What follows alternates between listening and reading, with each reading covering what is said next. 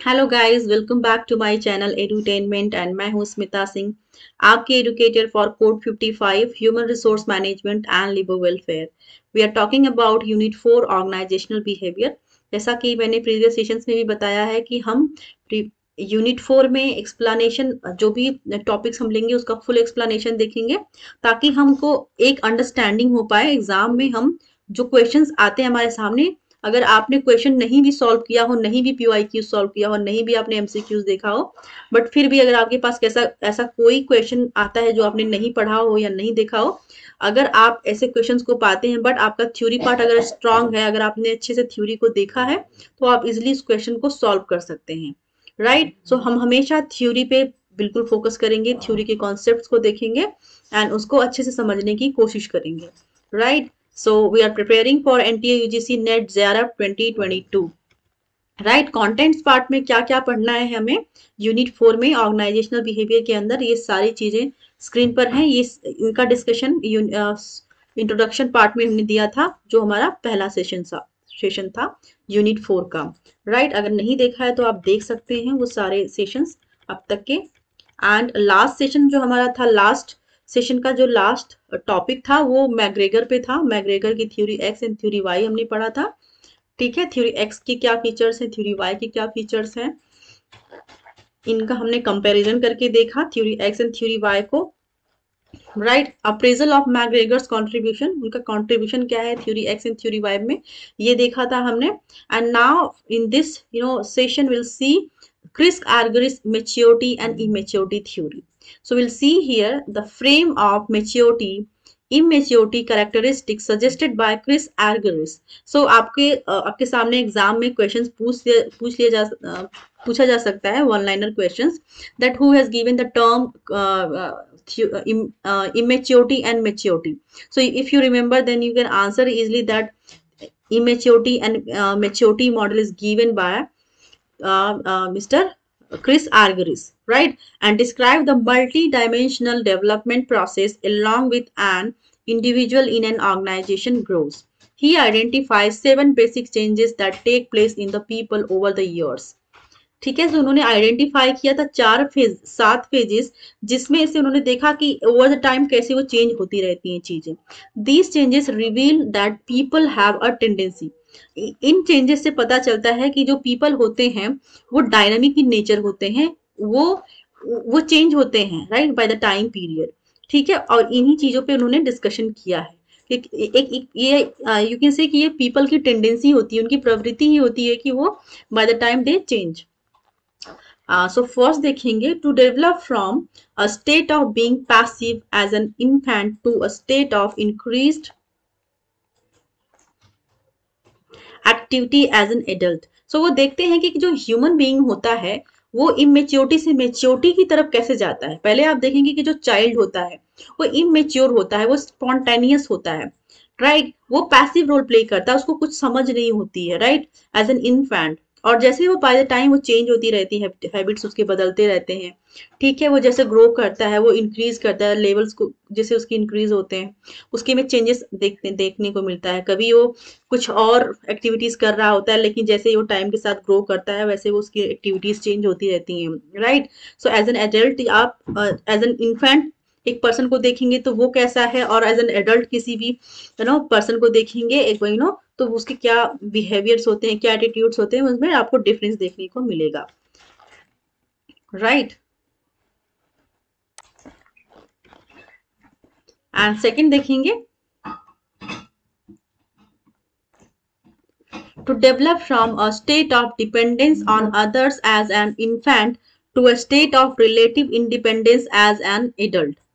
ठीक है, सो जहां पर एक इन्फेंट डिपेंडेंट होता है पूरी तरह से अपने पेरेंट्स पर, यू कैन से दूसरों पर डिपेंडेंट होता है, उसी तरह आप देखेंगे कि एक ग्रोन अप चाइल्ड होता है, जो एडल्ट पर्सन होता है, वो इंडिपेंडेंट होता है।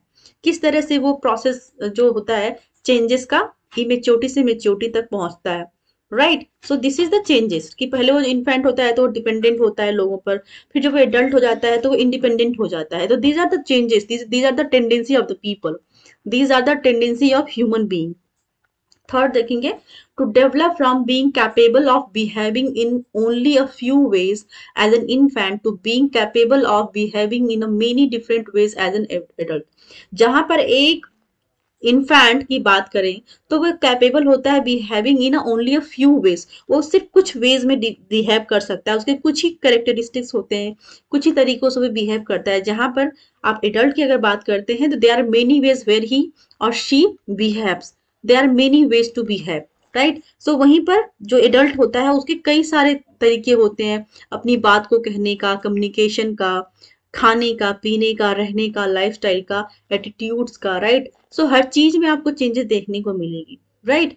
वैसे फोर्थ ऑप्शन देखेंगे to develop from having erratic, casual and shallow interest as an infant to a deepening of interest as an adult. जहां पर एक जो पर्सन होता है, जो इन्फेंट होता है एज अ पर्सन, वो कैजुअल होता है बहुत ज्यादा, शैलो होता है, right, interested as an infant, right, and to deepening of interest as an adult. वहीं पर जो एडल्ट पर्सन होता है वो उसको हर चीज में डेप्थ चाहिए होती है, राइट, एक इंटेंस लेवल पे चीजें चाहिए होती हैं उसको, उसका जो इंटरेस्ट होता है वो डीप वे में होता है। फिफ्थ देखेंगे to develop from having a short term perspective as an infant to a much longer time perspective as a mature adult. Mature adult कैसे होते हैं, जो उनका जो थॉट प्रोसेस होता है, जो पर्सपेक्टिव होता है वो लॉन्ग टर्म का होता है, लॉन्ग टाइम का होता है। वहीं पर जो इन्फेंट होता है वो शॉर्ट टर्म पर्सपेक्टिव उसके अंदर होता है, ठीक है, वो शॉर्ट टर्म पर्सपेक्टिव वाले पीपल होते हैं। नेक्स्ट देखेंगे to develop from being in a subordinate position in the family and society as an infant to an equal or superior position to others as an adult. So देखेंगे कि to develop from being in a subordinate position in the family and society as an infant to an equal or superior position to others as an adult. So जहां पर एक subordinate की तरह behave करता है, subordinate की तरह, subordinate like position होती है इन्फेंट की घर में, वहीं पर जो एडल्ट होते हैं उनकी जो पर्सनालिटी होती है, जो उनका पोजीशन होता है घर में एज एन सुपीरियर होता है, वो पूरी फैमिली को लीड करते हैं, राइट। एंड नेक्स्ट देखेंगे to develop from the state of lack of self awareness of self as an infant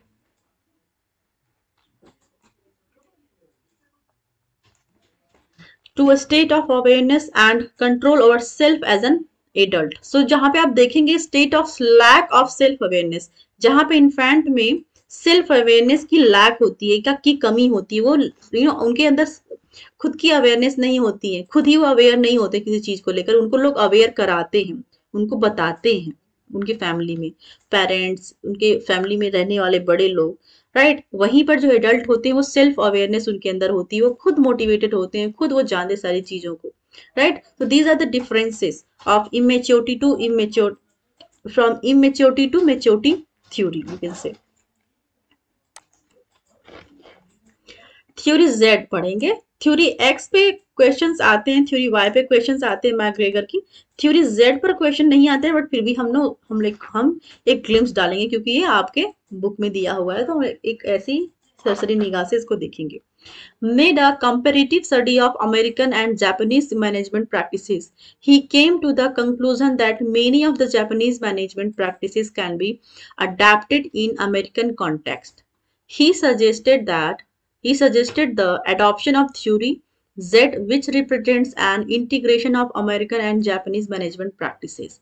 तो theory Z में क्या बताया गया है, which represents an integration of American and Japanese management practices. So theory Z में American and Japanese integration integrative management practices को in theory Z American and Japanese management practices को integrate किया गया है, उनको मिलाया गया है, right.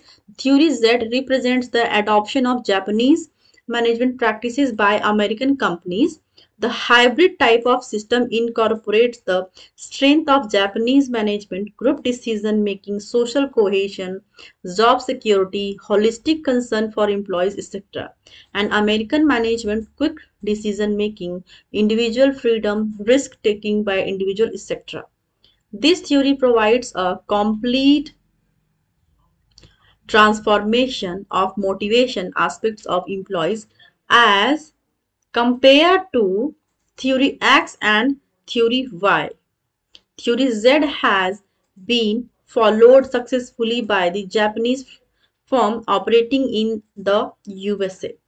राइट सो आपको एक नॉर्मल लाइक एक मैंने कहा था कि एक ग्लिम्स डालेंगे इस पे सो आपको एक बेसिक अंडरस्टैंडिंग हो गई होगी कि थ्योरी वाई क्या कह रहा है राइट थ्योरी वाई एक इंटीग्रेशन है American and Japanese management practices का right the theory this theory provides a complete transformation of motivation aspect of employees as a compared to theory X and theory Y ठीक है so specially ये Japanese company में follow किया जाता है as a quick decision making as a group decision making social cohesiveness job security holistic concern for employees और वहीं पर अमेरिकन मैनेजमेंट में ये क्विक डिसीजन मेकिंग में काम किया जाता है इंडिविजुअल फ्रीडम के लिए बात की जाती है रिस्क टेकिंग की बात की जाती है by the individual right will see next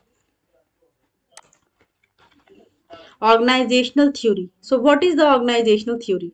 Organizational theory is the study of structure, functioning and performance of organizations and of the behavior of group and individuals working in organizations. According to S.P. Robbins, organization theory is the discipline that studies the structure and design of organizations. It explains how organizations are actually designed and offer suggestions on how they can be constructed to improve organizational effectiveness. So organizational theory के अंदर देखेंगे organization theory is the study of structure. Organizational theory को as a structure study किया जाता है. What is the structure? Functions and performance of organizations and of the behavior of groups and individuals working in organizations. According to S.P. Robinson, organization theory is the discipline that studies the structure and design of organization. So यहाँ पे क्या कह रहे हैं according to S.P. Robinson, organization theory एक discipline is the discipline that studies the organization theory एक discipline है जो स्टडी करता है the structure and design of organization so क्या कह रहे हैं एसपी रॉबिन्सन कि ऑर्गेनाइजेशन थ्योरी एक डिसिप्लिन है that studies the structure and design of organizations. It explains how organizations are actually designed and offer suggestions on how they can be constructed to improve organizational effectiveness. So ये बात करते हैं organizational effectiveness की ठीक है वो explain करते हैं how organisations are actually designed and कि किस तरह से जो ऑर्गेनाइजेशंस है एक्चुअली डिजाइन किए जाते हैं right and offer suggestions on how they can be constructed और वो सजेशंस ऑफर करते हैं कि वो कैसे डिजाइन किए जाते हैं और वो सजेशन देते हैं कि किस तरह से उनको कंस्ट्रक्ट किया जाता है to improve organisational effectiveness right will see next challenges for organisational behaviour क्या चैलेंजेस आते हैं ऑर्गेनाइजेशनल बिहेवियर के अंदर हम देखेंगे the field of organisational behaviour is dynamic and not static ठीक है जो ऑर्गेनाइजेशनल बिहेवियर होता है वो डायनेमिक इन नेचर होता है और वो एक नॉट अ स्टैटिक फॉर्म में होता है like that is not a static वो एक जगह रुका या स्थिर टाइप का नहीं होता है ये डायनेमिक इन नेचर होता है organisational behaviour behavioral scientists are continuously engaged in updating and sharpening behavioral skills to cope up with the emerging changes in the external environment of the organizations. So आपके सामने options हैं पहला देखेंगे globalisation of business दूसरा है workforce diversity तीसरा है satisfaction of aspirations of workforce fourth है एम्पावरमेंट ऑफ एम्प्लॉयज फिफ्थ है improvement of productivity and quality sixth है management of innovation and changes seventh है facilitating work life balance and eighth है promoting ethical behavior right so now we'll see definition of groups a group is defined as two or more individuals interacting and interdependent who have come together to achieve particular objectives so group की क्या definition है group का मतलब होता है जहां पे एक से ज्यादा लोग हो ठीक है यहाँ पे जहाँ पे एक से ज्यादा नहीं, यू कैन से यहाँ जहाँ पे दो से ज्यादा लोग हैं उनको हम कहते हैं, जब दो से ज्यादा लोगों का जो ग्रुप होता है, जो पीपल होते हैं दो से ज्यादा लोग, उस कोहिसिवनेस को, उस इंटरेक्शन को, उस इंटरडिपेंडेंस को हम बोलते हैं ग्रुप। जहाँ पे वो एक दूसरे के साथ इंटरेक्ट करते हैं, इंटरडिपेंडेंट होते हैं, डिसीजन मेकिंग करते हैं, ठीक है। एक उनका एक सेम लेवल का ऑब्जेक्टिव होता है, एक ही गोल होता है, एक ही ऑब्जेक्टिव होता है, तो this is the group. Second देखेंगे, groups can be either formal और इनफॉर्मल। सो जो ग्रुप का नेचर होता है वो फॉर्मल भी हो सकता है या फिर वो इनफॉर्मल इन नेचर हो सकता है। थर्ड देखेंगे, formal group can be either formal और इनफॉर्मल। इसमें ऑप्शन ए देखेंगे, फॉर्मल ग्रुप्स। फॉर्मल ग्रुप्स क्या होते हैं? Those defined by organisation structure with designation, with designated work assignments, established tasks। तो जो फॉर्मल ग्रुप्स होते हैं वो एक डिफाइंड वे में होते हैं, वो डिफाइंड होते हैं by the organisation structure with designated work assignments, established task। वहीं पर हम देखेंगे, the behavior that one should engage in are stipulated by and directed towards organizational goals। दूसरा, an airline flight crew is an example of a formal group.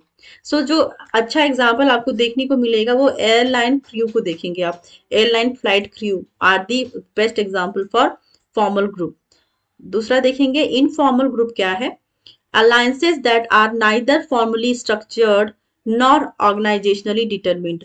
ना तो जो इनका alignment होता है, ना तो वो फॉर्मली स्ट्रक्चर्ड होते हैं, ना ही तो वो एक ऑर्गेनाइजेशन के द्वारा डिटरमिन्ड होते हैं, निर्धारित किए जाते हैं।